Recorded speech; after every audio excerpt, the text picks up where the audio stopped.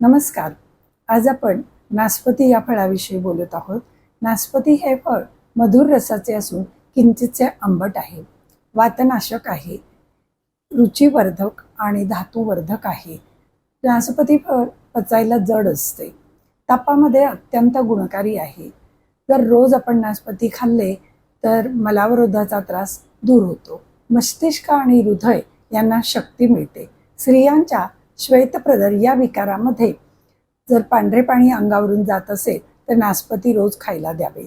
नासपती हे अत्यंत पौष्टिक असल्यामुळे त्याचे काप करून उन्हात वाळवून त्याची पावडर तयार केली जाते आणि ही पावडर पिठात मिसळून रुग्णाला पथ्यकारक म्हणून दिली जाते. नासपतीमध्ये अ आणि क जीवनसत्व, ब जीवनसत्व अल्प प्रमाणात, पाणी 84%, पिष्टमय पदार्थ 1.5%, खनिज 1.5%, स्निग्धता 1.5% असं पोषण मूल्य आहे. नासपती हे खायला खूप चविष्ट लागते. धन्यवाद.